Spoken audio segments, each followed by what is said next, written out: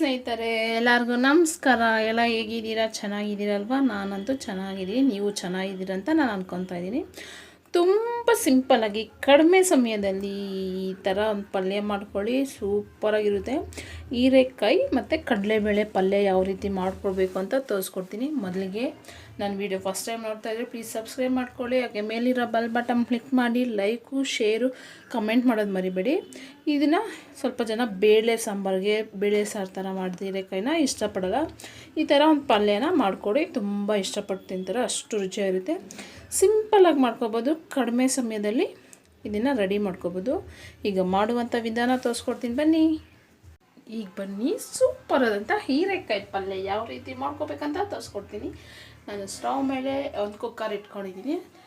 ಹೀರೆಕಾಯಿ ನೋಡಿ, 1 ಬೌಲ್ ಆಗೋಷ್ಟು ಹೀರೆಕಾಯಿ ತೊಗೊಂಡು ನೀಟಾಗಿ ವಾಶ್ ಮಾಡಿ ಸಿಪ್ಪೆ ತೆಗೆದು ಅದರೊಳಗಿರುವಂಥ ಪಲ್ಪೆಲ್ಲ ತೆಗೆದು ಕುಕ್ಕರ್ಗೆ ಆ್ಯಡ್ ಮಾಡ್ಕೊತಾ ಇದ್ದೀನಿ.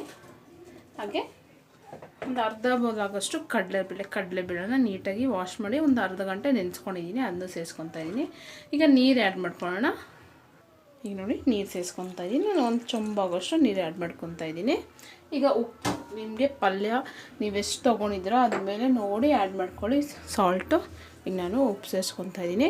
ಈಗ ನಾನು ಕುಕ್ಕರ್ ಲಿಡ್ ಕ್ಲೋಸ್ ಮಾಡಿ 2 ವಿಸಿಲ್ ಬಿಟ್ಕೊತೀನಿ. 2 ವಿಸಿಲ್ ಸಾಕು. ನಾನು ಯಾಕಂದರೆ ಕಡಲೆಬೇಳೆನ ನಾವು ಮೊದಲೇ ನೆನೆಸ್ಕೊಂಡಿದ್ವಿ. ಹೀರೆಕಾಯಿನೂ ಹಸಿ ಹೀರೆಕಾಯಿ ಅಲ್ವಾ, ಬೇಗ ಬೆಂದೋಗುತ್ತೆ. ನಾನೀಗ ಲಿಡ್ ಕ್ಲೋಸ್ ಮಾಡಿ 2 ವಿಸಿಲ್ ಬಿಟ್ಕೊತೀನಿ. ನೋಡಿ, ಈಗ ನೋಡಿ ಕುಕ್ಕರು 2 ವಿಸಿಲ್ ಬಂದಾಗಿದೆ. ಈಗ ನಾನು ಸ್ಟವ್ ಆಫ್ ಮಾಡಿಕೊಂಡು ಕುಕ್ಕರ್ನ ಕೂಲ್ ಹಾಕಿಬಿಡೋಣ. ನೋಡಿ, ವಿಸಿಲು ನೀಟಾಗಿ ಹೋಗಿ ಕುಕ್ಕರ್ ಕೂಲ್ ಆಗಿದೆ. ಓಪನ್ ಮಾಡಿ ನೋಡೋಣ. ನೋಡಿ, ಹೀರೆಕಾಯಿ ಅನ್ನೋದು ಚೆನ್ನಾಗಿ ಬೆಂದಿದೆ. ಈಗ ನಾವು ನೀರು ಸಪ್ರೇಟು ಮತ್ತು ಹೀರೆಕಾಯಿನ ಮತ್ತು ಬೇಳೆನ ಸಪ್ರೇಟ್ ಮಾಡ್ಕೋಬೇಕು. ಈಗ ನಾನು ಇದನ್ನೆರಡನ್ನೂ ಸಪ್ರೇಟ್ ಮಾಡ್ಕೊತೀನಿ. ನೋಡಿ ಈ ಥರ ಸಪ್ರೇಟ್ ಮಾಡ್ಕೋಬೇಕು, ನೀರು ಮತ್ತು ಬೇಳೆ ಮತ್ತು ಹೀರೆಕಾಯಿನ. ಈಗ ಪಲ್ಯ ಯಾವ ರೀತಿ ಮಾಡ್ಕೋಬೇಕಂತ ನೋಡ್ಕೊಂಡ್ವಾ. ನೋಡಿ, ಸ್ಟವ್ ಮೇಲೆ ನಾನು ಬಾಣಲೆ ಇಟ್ಕೊಂಡಿದ್ದೀನಿ. 2 ಟೇಬಲ್ ಸ್ಪೂನ್ ಆಗೋಷ್ಟು ಎಣ್ಣೆ ಸೇರಿಸ್ಕೊತಾ ಇದ್ದೀನಿ. ಎಣ್ಣೆ ಚೆನ್ನಾಗಿ ಕಾಯಲಿ. ಆಮೇಲೆ ಸಾಸಿವೆ ಆ್ಯಡ್ ಮಾಡ್ಕೋಬೇಕು. ಸಾಸಿವೆ ಚೆನ್ನಾಗಿ ಚಿಡಿಬೇಕು. ನೋಡಿ, ನಾನೀಗ ಸಾಸಿವೆ ಸೇರಿಸ್ಕೊತಾ ಇದ್ದೀನಿ. ಸಾಸಿವೆ ಚೆನ್ನಾಗಿ ಚಿಡಿಲಿ. ಈಗ ನೋಡಿ, ಸಾಸಿವೆ ಚಿಡಿತಾ ಇದ್ದೀನಿ. ಈಗ ಆನಿಯನ್ ಸೇರಿಸ್ಕೊಳ್ಳೋಣ. ನಾನು 1 ಈರುಳ್ಳಿನ ಮೀಡಿಯಮ್ ಈರುಳ್ಳಿನ ಈ ಥರ ಸ್ಲೈಸಾಗಿ ಕಟ್ ಮಾಡ್ಕೊಂಡಿದ್ದೀನಿ. ನೀವು ಸಣ್ಣದಾಗೂ ಹಚ್ಕೋಬೋದು. ನೋಡಿ, ಒಂದು 2 ಮಿನಿಟ್ಸ್ ಈ ಥರ ಫ್ರೈ ಮಾಡ್ಕೊಳ್ಳೋಣ. ಈಗ ಕರಿಬೇವು ಮತ್ತು 1 ಮೆಣಸು ತೊಗೊಂಡಿದ್ದೀನಿ, ಅದನ್ನು ಸೇರಿಸ್ಕೊತಾ ಇದ್ದೀನಿ. ಚಿಲ್ಲಿ ಪೌಡರ್ ಆ್ಯಡ್ ಮಾಡ್ಕೋಬೋದು, ಅಂದರೆ ಅಷ್ಟು ಚೆನ್ನಾಗಿರೋದ ಈ ಪಲ್ಯಗಳಿಗೆ 1 ಮೆಣಸು ಬಳಸ್ಕೊಂಡ್ರೆ ಸೂಪರಾಗಿರುತ್ತೆ. ಈಗ ನೋಡಿ, ನಾನೊಂದು 5 ನಿಮಿಷ ಇದನ್ನೆಲ್ಲ ಚೆನ್ನಾಗಿ ಫ್ರೈ ಮಾಡ್ಕೊತೀನಿ. ಈಗ ನಾನು ಸ್ವಲ್ಪ ಸಾಲ್ಟ್ ಸೇರಿಸ್ಕೊತಾ ಇದ್ದೀನಿ. ನಾನು ಮೊದಲೇ ಹೀರೆಕಾಯಿ ಬೇಯಿಸ್ಬೇಕಾದ್ರೆ ಸಾಲ್ಟ್ ಆ್ಯಡ್ ಮಾಡ್ಕೊಂಡಿದ್ರಲ್ಲ, ಅದಕ್ಕೆ ಈಗ ಲೈಟಾಗಿ ಸ್ವಲ್ಪ ಆ್ಯಡ್ ಮಾಡ್ಕೊಳ್ಳಿ. ನೋಡಿ, ಇಷ್ಟು ಫ್ರೈ ಆದರೆ ಸಾಕು. ಇದು ಈಗ ನಾವು ಬೇಯಿಸಿಟ್ಕೊಂಡಿದ್ರಲ್ಲ ಹೀರೆಕಾಯಿನ ಅದನ್ನು ಸೇರಿಸ್ಕೊಳ್ಳೋಣ. ಈಗ ನೋಡಿ, ಹೀರೆಕಾಯಿ ಸೇರಿಸ್ಕೊತಾ ಇದ್ದೀನಿ. ಈಗ ಒಂದು 5 ನಿಮಿಷ ಚೆನ್ನಾಗಿಲ್ಲ ಮಿಕ್ಸ್ ಮಾಡ್ಕೋಬೇಕು.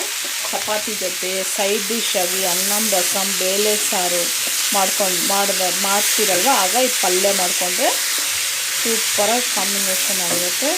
ಪಟ ಅಂತ ಮಾಡ್ಕೋಬೋದು. ನೋಡಿ, ನಾನು ಚೆನ್ನಾಗಿದ್ಮೇಲೆ ಹೊಂದ್ಕೊಳಾಗೆ ಮಿಕ್ಸ್ ಮಾಡ್ಕೊತಾ ಇದ್ದೀನಿ. ಈಗ ಕೊತ್ತಂಬರಿ ಸೊಪ್ಪು ಸಣ್ಣದಾಗಿ ಹಚ್ಕೊಂಡಿದ್ದೀನಿ, ಅದನ್ನ ಸೇರಿಸ್ಕೊತಾ ಇದ್ದೀನಿ.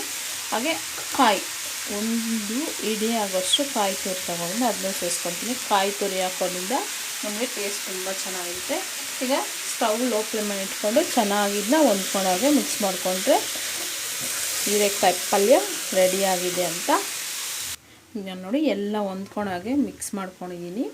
ಸಿಂಪಲ್ಲಾಗಿ ಪಟ ಅಂತ ಮಾಡ್ಕೊಳ್ಳಿ, ಚಟಾಪಟ ಅಂತ ತಿನ್ಕೊಳ್ಳಿ. ಈಸಿಯಾಗಿ ಮಾಡುವಂಥ ಹೀರೆಕಾಯಿ ಪಲ್ಯ ರೆಡಿಯಾಗಿದೆ. ನಿಮ್ಮ ಮನೇಲಿ ನೀವು ಟ್ರೈ ಮಾಡಿ, ಹಾಗೆ ಹೇಗೆ ಬಂತು ಅಂತ ಕಮೆಂಟು, ಲೈಕು, ಶೇರ್ ಮಾಡೋದು ಮರಿಬೇಡಿ. ಬಾಯ್.